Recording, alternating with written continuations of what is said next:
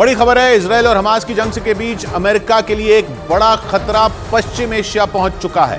खबर है कि रूस ने हिजबुल्लाह का सहारा लेकर अपनी बेहद खतरनाक एंटी शिप मिसाइलों को लेबनान पहुंचा दिया। यानी हिजबुल्लाह का साथ लेकर रूस ने अमेरिका को घेरने की पूरी तैयारी कर ली और न्यूज एजेंसी रॉयटर्स के मुताबिक उसने हिजबुल्लाह को घातक एंटी शिप मिसाइलें दे दी। इन मिसाइलों के जरिए बड़े से बड़े जहाज को भी पल भर में ही तबाह किया जा सकता है।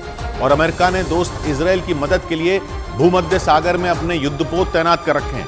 लेकिन अब जब दावा किया जा रहा है कि हिजबुल्लाह के हाथ रूस की एंटी शिप मिसाइलें लग गई हैं, तो ये अमेरिका के लिए बहुत बड़े खतरे की घंटी है, क्योंकि अमेरिका ने इजरायल की मदद के लिए अपने खतरनाक जंगी जहाजों को भूमध्य सागर में तैनात कर रखा है। लेकिन अब दावा किया जा रहा है कि हिजबुल्लाह के हाथ रूस की एंटी शिप मिसाइलें लग गई हैं, तो यह अमेरिका के लिए काल साबित हो सकता है। क्योंकि अगर हिजबुल्लाह ने इन मिसाइलों का इस्तेमाल अमेरिका के जंगी जहाजों पर कर दिया तो ऐसी तबाही आ सकती है जिसके बारे में अमेरिका ने सपने में भी नहीं सोचा हो। यानी रूस ने अपने कट्टर दुश्मन अमेरिका को बुरी तरह फंसाने का चक्रव्यूह रच दिया। अमेरिका के लिए पहले ही ईरान बहुत बड़ी मुसीबत है, जो चरमपंथी संगठनों के जरिए अमेरिका की कमर तोड़ने का कोई मौका नहीं छोड़ रहा। लेकिन अब रूस भी अमेरिका को घेरकर मारने की कोशिश में जुटा है। और न्यूज एजेंसी रॉयटर्स के मुताबिक रूस की खतरनाक एंटी शिप मिसाइलें हिजबुल्लाह को दी गई हैं। इसीलिए अमेरिका की सांस अटक गई, क्योंकि इजरायल की सुरक्षा के लिए अमेरिका ने भूमध्य सागर में अपने जंगी जहाज तैनात कर रखे हैं। ऐसे में अगर हिजबुल्लाह ने उसके जंगी जहाजों को निशाने पर लिया तो अमेरिका को भारी नुकसान उठाना पड़ सकता है। लेकिन खतरा सिर्फ अमेरिका के जंगी जहाजों तक सीमित नहीं है। अमेरिका ने अपने सबसे खतरनाक जंगी जहाज CVN-78 को भी इजरायल की मदद के लिए भूमध्य सागर में तैनात कर रखा है, जिस पर उसके 5000 से भी ज्यादा सैनिक मौजूद हैं। फिलिस्तीन के कट्टरपंथी संगठन हमास के खिलाफ लड़ाई के लिए अमेरिका ने अपने सबसे खतरनाक जंगी जहाज CVN-78 को बिना देरी किए इजरायल भेज दिया था। लेकिन उसे क्या पता था कि हमास जंग के बीच ही रूस उसके लिए सबसे बड़ी मुसीबत खड़ी कर देगा। हिजबुल्लाह के पास रूस की एंटी शिप मिसाइलों के होने का मतलब है कि वो अमेरिका के सैनिकों को अपने निशाने पर ले सकता है, क्योंकि लेबनान की सीमा भूमध्य सागर से लगती है और हिजबुल्लाह लेबनान का ही चरमपंथी संगठन है। यानी लेबनान की समुद्री सीमा से वो जो चाहे वो कर सकता है। उसने इजरायल पर लेबनान में बैठकर ही हमले किए हैं। लेकिन न्यूज एजेंसी रॉयटर्स के मुताबिक अब उसके हाथ रूस की एंटी शिप मिसाइलें भी लग चुकी हैं, जिनकी मदद से वो भूमध्य सागर से अमेरिका और इजरायल की नौसेना पर हमले करने में सक्षम हो गया। और तो और इजरायल की मदद के लिए अमेरिका ने कुछ दिन पहले ही अपनी एक परमाणु पनडुब्बी को भी भूमध्य सागर में तैनात किया था। लेकिन हिजबुल्लाह के हाथ एंटी शिप मिसाइलें लगते ही अमेरिका की उस पनडुब्बी पर भी खतरा बढ़ गया, क्योंकि अगर हिजबुल्लाह ने एंटी शिप मिसाइलों का इस्तेमाल अमेरिका की परमाणु पनडुब्बी पर कर दिया तो उसमें रखे विनाशकारी हथियारों में जोरदार विस्फोट हो सकता है। और अगर ऐसा हो गया तो अमेरिका को बहुत बड़ा नुकसान होगा। एंटी शिप मिसाइलों को बड़े जहाजों पर हमले के लिए ही तैयार किया जाता है। ज्यादातर एंटी शिप मिसाइलें जमीन, आसमान और समंदर तीनों जगह से दागी जा सकती हैं। खबर के मुताबिक हिजबुल्लाह को रूस से जो मिसाइलें मिली हैं उनकी रेंज 300 किलोमीटर तक है। मतलब ये कि अमेरिका और इजरायल के जंगी जहाज सीधे सीधे उसके निशाने पर होंगे, जबकि अगर हिजबुल्लाह चाहे तो भूमध्य सागर में तैनात अमेरिका और इजरायल के सैनिकों पर एक झटके में मिसाइलें बरसा सकता है। लेकिन हिजबुल्लाह के जरिए रूस ने अमेरिका को घेरने की कोशिश इसलिए की क्योंकि अमेरिका ने उसके दोस्त ईरान को डराने की कोशिश की। जैसे ही हमास से जंग शुरू हुई, अमेरिका ने इजरायल को हर तरीके की मदद का ऐलान किया था और अमेरिका ने इजरायल को पहले अपने जंगी जहाज दिए और फिर लड़ाकू विमानों की भी मदद भेजी। लेकिन तब तक रूस खामोश बैठा था। मगर जैसे ही अमेरिका ने अपनी परमाणु पनडुब्बी इजरायल भेजी, रूस अमेरिका पर आग बबूला उठा, क्योंकि इजरायल की मदद के नाम पर अमेरिका ने उसके दोस्त ईरान को घेरने की चाल चली। इजरायल हमास जंग में ईरान शुरुआत से ही हमास के साथ खड़ा है और वो अमेरिका की तरफ से भेजी जा रही इजरायल को मदद का विरोध भी कर रहा है। लेकिन इसके बावजूद अमेरिका ने इजरायल को मदद देनी बंद नहीं की।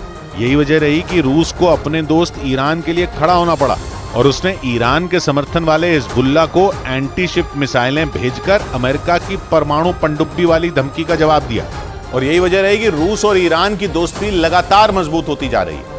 लेकिन इस दोस्ती की कीमत ईरान ने भी चुकाई। यूक्रेन जंग में ईरान ने रूस का पूरा साथ दिया।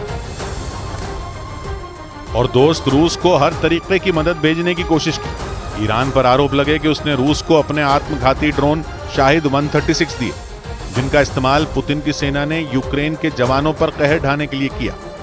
इस ड्रोन से रूस ने यूक्रेन में खूब तबाही मचाई। लेकिन जहां ईरान ने रूस को ड्रोन की मदद भेजी, वहीं अमेरिका ने भी यूक्रेन का साथ दिया और अपने लड़ाकू विमानों से लेकर कई घातक हथियार यूक्रेन भेजे, जिनके दम पर जेलेंस्की की सेना ने रूस पर जोरदार पलटवार किया। यही वजह रही कि जंग के बीच ईरान और रूस की दोस्ती और ज्यादा मजबूत हो गई, जबकि अमेरिका इन दोनों देशों का कट्टर दुश्मन बन गया। लेकिन यूक्रेन जंग के बीच जैसे ही अमेरिका ने ईरान के दुश्मन इजराइल का साथ दिया, रूस ने भी हिजबुल्लाह को हथियार देकर उसकी ताकत बढ़ा दी। और अमेरिका की यह मुसीबत रूस ने अकेले नहीं बढ़ाई। न्यूज एजेंसी रॉयटर्स के मुताबिक हिजबुल्लाह को रूस की एंटी शिप मिसाइलें सीरिया के जरिए पहुंचाएंगे। यानी सीरिया में बशर अल असद को सत्ता से हटाने की चाहत ने भी अमेरिका को गहरे जख्म दिए। न्यूज एजेंसी रॉयटर्स के मुताबिक रूस ने अपनी एंटी शिप मिसाइलें पहले सीरिया भेजी और बाद में सीरिया से वो मिसाइलें लेबनान के चरमपंथी संगठन हिजबुल्लाह तक पहुंचाएंगे। सीरिया में बशर अल असद को सत्ता से हटाने के लिए सालों से विद्रोही गुट लड़ रहे हैं, जिन्हें अमेरिका और उसके कई साथियों का समर्थन हासिल है। लेकिन इस लड़ाई में रूस बशर अल असद की सरकार के साथ खड़ा है और रूस ने वहां अपने सैनिक तक तैनात कर रखे हैं। इसी का फायदा रूस को मिला। खबर के मुताबिक रूस ने सीरिया के साथ अच्छे रिश्तों का फायदा उठाकर एंटी शिप मिसाइलें हिजबुल्लाह तक भेज दी, ताकि किसी भी सूरत में इजराइल की मदद करने वाले अमेरिका को गंभीर से गंभीर चोट पहुंचाई जा सके।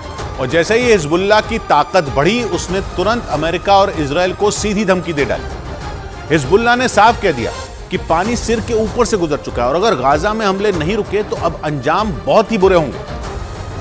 यानी रूस की मिसाइलों से लैस होने के बाद हिजबुल्लाह ने भी इजराइल और अमेरिका से भिड़ने का मन बना लिया। हिजबुल्लाह ने इजराइल को एक बार फिर धमकी दी और बिना देर किए गाजा में हमले बंद करने को कह दिया। उसने आरोप लगाया कि गाजा में इजराइल बेकसूर लोगों पर भी बम बरसा रहा है और इसीलिए हिजबुल्लाह ने साफ कह दिया कि अगर इजराइल ने वहां हमले बंद नहीं किए तो ये जंग गाजा तक सीमित नहीं रहेगी, इसकी लपटें पूरे पश्चिम एशिया में फैल जाएंगी। हिजबुल्लाह अमेरिका के दोस्त इजराइल को धमकी ही नहीं दे रहा, बल्कि रुक रुक कर उस पर हमले भी कर रहा है। लेकिन इसके बावजूद हिजबुल्लाह पर इजराइल की सेना बहुत ज्यादा आक्रामक नहीं हुई है, क्योंकि इजराइल भी हिजबुल्लाह के साथ जंग नहीं छेड़ना चाहता।